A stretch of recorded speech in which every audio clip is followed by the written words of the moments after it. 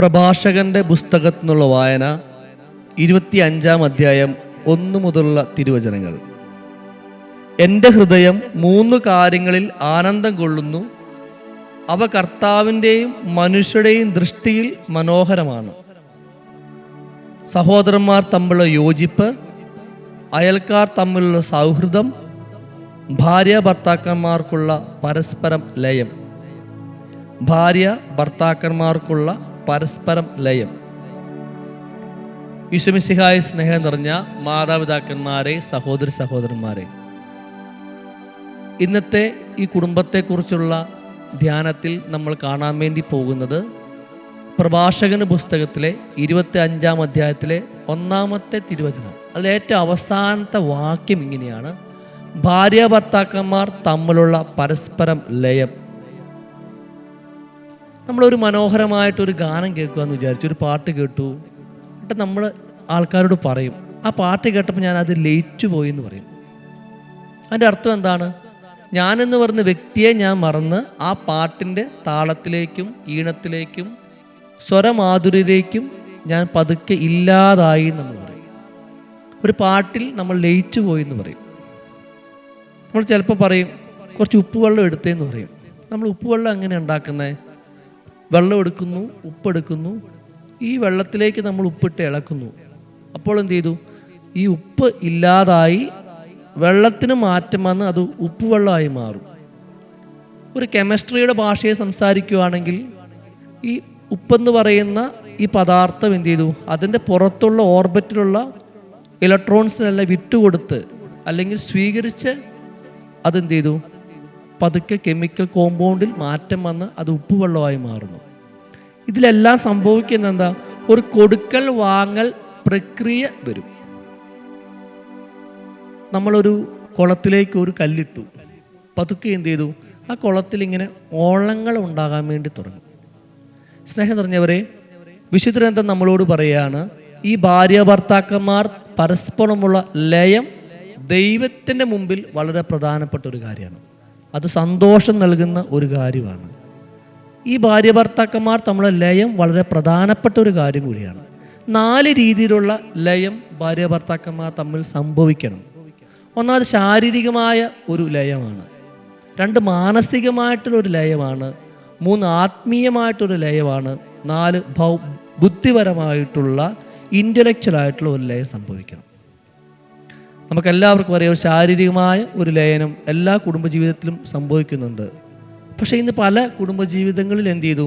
ഭാര്യ ഭർത്താക്കന്മാർ പരസ്പരം മാറി നിൽക്കുകയാണ്. അവരുടെ ദാമ്പത്തിക ഉത്തരവാദിത്തത്തിൽ നിന്ന് പരസ്പരം മാറി നിൽക്കുന്നുണ്ട്.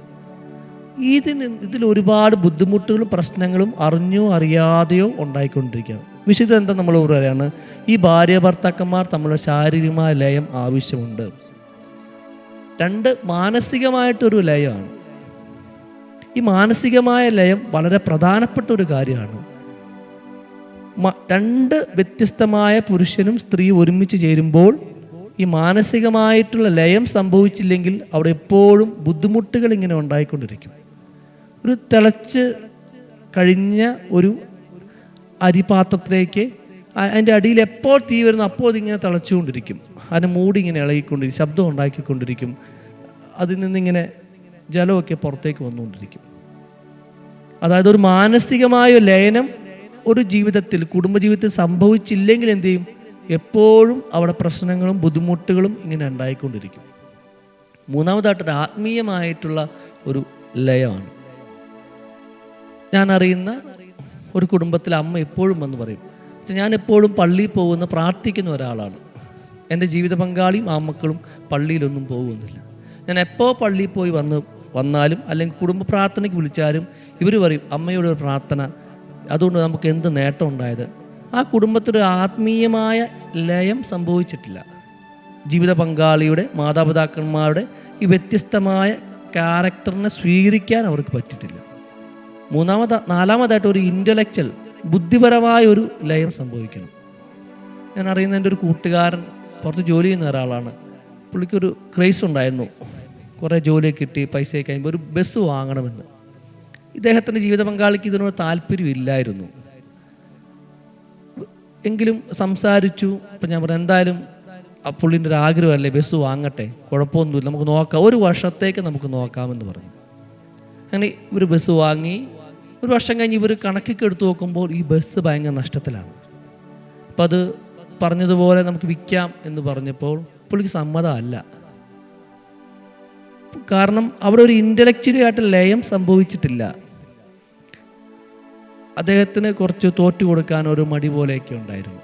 സ്നേഹം നിറഞ്ഞ ഒരു വിശുദ്ധ ഗ്രന്ഥം പറയാണ്, ഈ ഭാര്യ ഭർത്താക്കന്മാർ തമ്മിലുള്ള ലയം സംഭവിക്കണം. ശാരീരികവും മാനസികവും ആത്മീയവും ബുദ്ധിപരമായിട്ടുള്ള ലയം സംഭവിച്ചില്ലെങ്കിൽ എപ്പോഴും ഈ ബുദ്ധിമുട്ടുകളും പ്രശ്നങ്ങളൊക്കെ ഉണ്ടായിക്കൊണ്ടിരിക്കും. ഇനി കുടുംബജീവിതത്തെ പുതിയ ട്രെൻഡ് എന്ന് പറയുന്ന ഒരു കാര്യമുണ്ട്. ഞാൻ കഴിഞ്ഞ ദിവസം ഇവിടെ ഒരു പെൺകുട്ടി പ്രീ മാരിറ്റൽ കോഴ്സിന് വന്നു. അപ്പോൾ സംസാരിച്ചുകൊണ്ട് പെൺകുട്ടി ഒരാളെ ഇഷ്ടപ്പെട്ട് വിവാഹം കഴിക്കുകയാണ്. അപ്പം ഞാൻ ചോദിച്ചു, എന്തുകൊണ്ടാണ് നീ ആ വ്യക്തിയെ ജീവിത പങ്കാളി സ്വീകരിക്കുന്നത്?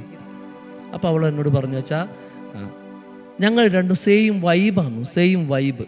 അപ്പം ഞാൻ ചോദിച്ചു, എന്താ സെയിം വൈബ് എന്ന് പറഞ്ഞിട്ടുണ്ടെങ്കിൽ? അപ്പം അവൾ പറഞ്ഞു, വെച്ചാൽ എനിക്ക് യാത്രയ്ക്ക് ഇഷ്ടമാണ്, ഭയങ്കര യാത്രയ്ക്ക് ഇഷ്ടമാണ്. അപ്പോൾ അവൾ പറഞ്ഞു, ഞാൻ കെട്ടാൻ പോകുന്ന ആളിനും യാത്ര ഇഷ്ടമാണ്. അപ്പോൾ അത് പുതിയ മോഡേൺ ട്രെൻഡ് ഒന്ന് സെയിം വൈബുള്ള ആളുകളെ ജീവിത പങ്കാളിയായിട്ട് സ്വീകരിക്കാൻ വേണ്ടി തുടങ്ങുന്നു. ചില ആൾ ചോദിച്ചാൽ ഞങ്ങൾ സെയിം നെറ്റ്ഫ്ലിക്സ് സീരീസ് ഒക്കെ കാണുന്ന ആൾക്കാരാണ്, ഞങ്ങൾ സെയിം യാത്ര ചെയ്യാൻ ഇഷ്ടപ്പെടുന്ന ആളാണ്, ഞങ്ങൾ കുറച്ചുകൂടി പുറത്തു പോകാൻ ഇഷ്ടപ്പെടുന്ന, ഒരേപോലെ സ്വഭാവ വിശേഷമുള്ള ആളുകൾ ഒരുമിച്ച് ജീവിക്കുവാൻ വേണ്ടി ആഗ്രഹിക്കുന്ന ഒരു കാലഘട്ടത്തിലേക്ക് പ്രവേശിച്ചു. നമ്മുടെ ഒരു ലോങ് റണ്ണിങ്ങിൽ നമ്മൾ നോക്കുകയാണെങ്കിൽ ചിലപ്പോൾ ഇത് പരാജയപ്പെടാനുള്ള സാധ്യത ഏറെയാണ്. ഒരാളെ കണ്ടപ്പോൾ ഞാൻ ചോദിച്ചു, എന്തുകൊണ്ടാണ് നിങ്ങൾ ഇയാളെ വിവാഹം കഴിച്ചേ? അപ്പോൾ പെട്ടെന്ന് പറയാം, ഞങ്ങൾ എക്സ്പ്രസീവായിട്ട് എനിക്ക് എന്ത് മനസ്സിൽ തോന്നാൻ ഞാൻ വിളിച്ചു പറയും. അവൾക്കും അങ്ങനെയാണ്. രണ്ടുപേരും അവർക്ക് മനസ്സിൽ തോന്നുന്ന കാര്യങ്ങൾ വിളിച്ച് പറഞ്ഞ് എന്ത് ചെയ്യും, ഒരുപാട് ബുദ്ധിമുട്ടുകളിലേക്കൊക്കെ പ്രവേശിക്കാൻ വേണ്ടി തുടങ്ങി. നിങ്ങൾ ഈ ക്ലാസ് കേൾക്കുന്ന സമയത്ത് നിങ്ങൾ ഒരു നിമിഷം കണ്ണുകൾ അടച്ചു നോക്കിക്കേ. നിങ്ങളുടെ ജീവിതത്തിന് പുറത്തുള്ള ഒരു 20, 30, 40 വർഷമായ കുടുംബജീവിതം നയിക്കുന്ന ചില ആളുകൾ നിങ്ങൾ മനസ്സിലേക്ക് കൊണ്ടുവന്ന് നോക്കിക്കേ. അവരെല്ലാവരും ഈ സെയിം വൈബുള്ള ആളുകളായിരിക്കില്ല. അവരെപ്പോഴും ഓപ്പോസിറ്റ് വൈബുള്ള ആളുകളായിരിക്കും. നമുക്കറിയാം, ഒരു കാന്തം നമ്മൾ എടുത്തു വെക്കുകയാണ്. അപ്പോൾ ഒരു കാന്തം പെട്ടെന്ന് വേറൊരു കാന്തത്തെ ആകർഷിക്കാൻ വേണ്ടി തുടങ്ങും. നമുക്കറിയാം, ഈ കാന്തത്തിൽ 2 പോളുകളുണ്ട്, നോർത്ത് പോളും സൗത്ത് പോളും ഉണ്ട്, ദക്ഷിണ ധ്രുവവും ഉത്തര ധ്രുവവും. എപ്പോഴും ഓപ്പോസിറ്റുള്ള ധ്രുവങ്ങൾ ഇങ്ങനെ ആകർഷിച്ചുകൊണ്ടിരിക്കും. നമ്മൾ തോന്നും സെയിം ആണല്ലോ, ആകർഷിക്കും നമ്മൾ തോന്നും, പക്ഷെ അത് വികർഷിക്കുകയുള്ളൂ. ഒരു ലോങ് റണ്ണിങ്ങിൽ നമ്മൾ നോക്കുമ്പോൾ സെയിം വൈബായിട്ടുള്ള ക്യാരക്ടേഴ്സ് അതെപ്പോഴും വികർഷണത്തിലേക്ക് പോയിക്കൊണ്ടിരിക്കും. അതിൻ്റെ ഒരു പരിധി കഴിഞ്ഞാൽ അത് വികർഷിക്കും. 2 കാന്തങ്ങൾ നമ്മൾ എടുത്ത് വയ്ക്കുകയാണ്. അപ്പം നമ്മൾ അടുത്തടുത്ത് ഇങ്ങനെ കൊണ്ടുവരുമ്പോൾ കുറച്ച് കഴിയുമ്പോൾ അതിങ്ങനെ വികർഷിക്കാൻ തുടങ്ങും. കാരണം എന്ത് ചെയ്യും, അതിൻ്റെ ഒരു കാന്തിക വലയത്തിലേക്ക് പ്രവേശിക്കുമ്പോൾ അത് പതുക്കെ വികർഷിക്കാൻ വേണ്ടി തുടങ്ങും. സെയിം വൈബുള്ള ആളുകൾ, ചില ക്യാരക്ടേഴ്സ് ഒരുമിച്ച് വരാൻ തുടങ്ങുമ്പോൾ അത് പതുക്കെ വികർഷിക്കാൻ വേണ്ടി തുടങ്ങും. ഒരു പെട്ടെന്നുള്ള നോട്ടത്തിൽ നമുക്ക് ആകർഷണമായി തോന്നിയാലും പതുക്കെ അത് വികർഷിച്ച് വന്നുകൊണ്ടിരിക്കും. നമ്മളൊരു സെയിം വൈബുള്ള ആളുകൾ ഒരു മിഷന് പോകാൻ നല്ലതായിരിക്കും. ഇപ്പോൾ ഒരു മിലിറ്ററി അറ്റാക്ക് വരികയാണ്, സെയിം വൈബുള്ള ആളുകളാണ് പോകുന്നത്.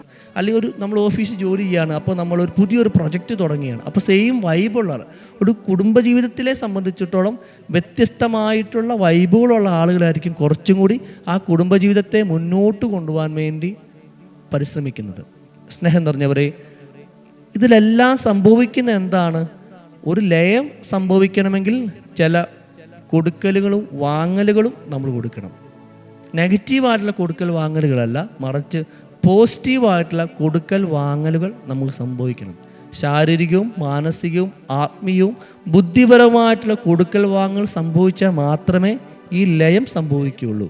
അല്ലെങ്കിൽ എപ്പോഴും ഇതിങ്ങനെ ഓളങ്ങളുള്ള കുളം പോലെയായിരിക്കും, ഒരു ശാന്തത അതിൻ്റെ അകത്ത് വരില്ല.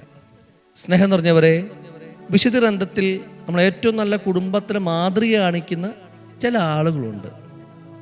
അവൾ ഏറ്റവും പ്രധാനപ്പെട്ട ഒരാളാണ് യേശുപിതാവും മറിയവും. ഈ 2 പേരും ഓപ്പോസിറ്റ് ക്യാരക്ടറുള്ള ആളുകളായിരുന്നു.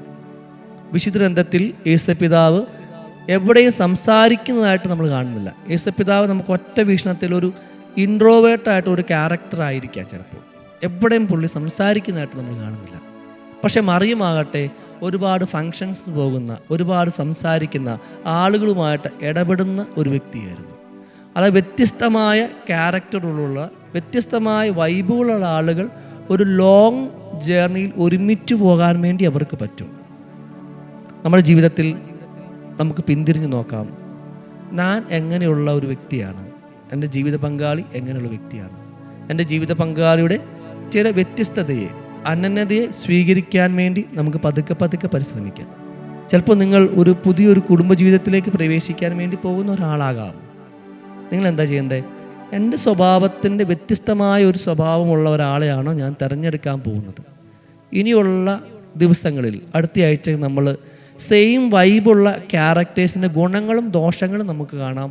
ഓപ്പോസിറ്റ് ആയിട്ടുള്ള ആൾക്കാരുടെ ഗുണങ്ങളും ദോഷങ്ങളും കാണാം. സ്നേഹം നിറഞ്ഞവർ, ഒരു നിമിഷം നമുക്ക് കണ്ണുകളടച്ച് നമ്മുടെ കുടുംബജീവിതത്തെ മുഴുവൻ ദൈവത്തിന് നമുക്ക് സമർപ്പിച്ച് പ്രാർത്ഥിക്കാം. വിശുദ്ധ ഗ്രന്ഥം ഇങ്ങനെ പറഞ്ഞു വെക്കുന്നു, ദൈവത്തിൻ്റെയും മനുഷ്യരുടെയും ദൃഷ്ടിയിൽ 3 കാര്യങ്ങൾ മനോഹരമാണ്. ഇതിലേറ്റവും അവസാനത്തെ കാര്യമെന്ന് പറയുന്നത് ഭാര്യ ഭർത്താക്കന്മാർ പരസ്പര ലയം. എൻ്റെ കുടുംബജീവിതത്തിൽ ഞാനും എൻ്റെ ജീവിത പങ്കാളിയുമുള്ള ഈ ശാരീരികവും മാനസികവും ആത്മീയവും ബുദ്ധിപരമായ ലയം എങ്ങനെയുള്ളതാണെന്ന് നമുക്ക് നോക്കാം. എൻ്റെ കുടുംബജീവിതത്തിൽ ഈ കൊടുക്കൽ വാങ്ങലുകളുണ്ടോ? സ്നേഹത്തിൻ്റെ, സൗഹൃദത്തിൻ്റെ ഒക്കെ കൊടുക്കൽ വാങ്ങലുകളുണ്ടോ എന്ന് നമുക്ക് നോക്കാം. വിശുദ്ധ ഗ്രന്ഥം നമ്മളോട് പറയാണ്, നിങ്ങൾ ഒരു പാട്ടിൽ ലയിക്കുന്നത് പോലെ, ഒരു ഉപ്പ് വെള്ളത്തിൽ ലയിക്കുന്നത് പോലെ നിങ്ങളുടെ ജീവിത പങ്കാളിയിൽ ലയിച്ചു ചേരുവാൻ വേണ്ടി നിങ്ങൾ പരസ്പരം പരിശ്രമിക്കണം. ചില ആളുകൾ പറയും, അവൾ വേണമെങ്കിൽ എന്നോട് വന്നിട്ട് സോറി പറയട്ടെ, ഞാൻ അങ്ങോട്ട് പോകുമെന്നില്ല. ഒരു ലയം സംഭവിക്കണം, പരസ്പരം മറന്നുകൊണ്ട് ലയം സംഭവിക്കണം. ഒരു പാട്ടിൽ നമ്മൾ ലയിക്കുന്നത് എങ്ങനെയാണ്? ഞാനെന്ന് പറയുന്ന വ്യക്തിയെ മറന്ന് അതിൻ്റെ ആ പാട്ടിൻ്റെ താളത്തിലേക്കും ഈണത്തിലേക്കും സ്വരം മാധുരിയിലേക്കും ഞാൻ അറിയാതെ ഇഴുകി ചേരുന്നത് പോലെയാണ്. നമ്മുടെ ജീവിതത്തിൽ നമുക്കുണ്ടാകുന്ന ചെറിയ ചെറിയ പരിഭവങ്ങൾ, വിഷമങ്ങൾ, പിണക്കങ്ങളെല്ലാം സംഭവിക്കുന്നത് ഈ ലയത്തിൻ്റെ കുറവുകൊണ്ടാണ്. ശാരീരികവും മാനസികവും ആത്മീയവുമായിട്ട് ലയത്തിൻ്റെ കുറവുണ്ട്. നമുക്ക് പ്രാർത്ഥിക്കാം, ഈശോയെ, ഞങ്ങളുടെ കുടുംബത്തിൽ ഈ പരസ്പര സ്നേഹത്തിൻ്റെയും ഐക്യത്തിൻ്റെയുമായിട്ടുള്ള നന്മകൾ നൽകി ഞങ്ങളുടെ കുടുംബജീവിതത്തെ അനുഗ്രഹിക്കണമെന്ന് പ്രാർത്ഥിക്കാം. ചിലപ്പോൾ നിങ്ങൾ ഈ ക്ലാസ് കേൾക്കുമ്പോൾ ജീവിത പങ്കാളിയിൽ മാറി നിൽക്കുന്ന ഒരാളാകാം, അല്ലെങ്കിൽ ചിലപ്പോൾ വ്യത്യസ്ത മനസ്സുകൊണ്ട് മാറി നിൽക്കുന്ന ഒരാളാകാം. നമുക്ക് കുറച്ചും കൂടി നമ്മുടെ ജീവിതത്തെ നോക്കിക്കാണാം. വിശുദ്ധ ഗ്രന്ഥത്തിൻ്റെ കാഴ്ചപ്പാടിൽ നമുക്ക് പ്രാർത്ഥിക്കാം, ഈശോയെ, ഞങ്ങളുടെ കുടുംബത്തെ സ്നേഹത്തിലും ഐക്യത്തിലും നന്മയിലും നയിക്കണമെന്ന് പ്രാർത്ഥിക്കാം. ഇനി അടുത്ത ആഴ്ച നമ്മൾ വ്യത്യസ്തമായ വൈബുകളുള്ള ആളുകൾ ഗുണങ്ങളും ദോഷങ്ങളും നമുക്ക് കാണുകയും ചെയ്യാം. ഈശോ നമ്മൾ ഓരോരുത്തരും അനുഗ്രഹിക്കട്ടെ. പിതാവിൻ്റെയും പുത്രൻ്റെയും പരിശുദ്ധാത്മാവിൻ്റെയും നാമത്തിൽ ആമേ. അടുത്ത ആഴ്ച കാണുന്നവരെ നിങ്ങൾക്ക് നല്ലൊരാഴ്ചയും നന്മയും ചേരുന്നു. ഈശോ നിങ്ങളുടെ കുടുംബജീവിതത്തിൽ ഒരുപാട് നന്മകളും പുണ്യങ്ങളും കൊണ്ട് അനുഗ്രഹിക്കട്ടെ എന്ന് പ്രാർത്ഥിക്കുകയും ചെയ്യുന്നു. ആമേൻ.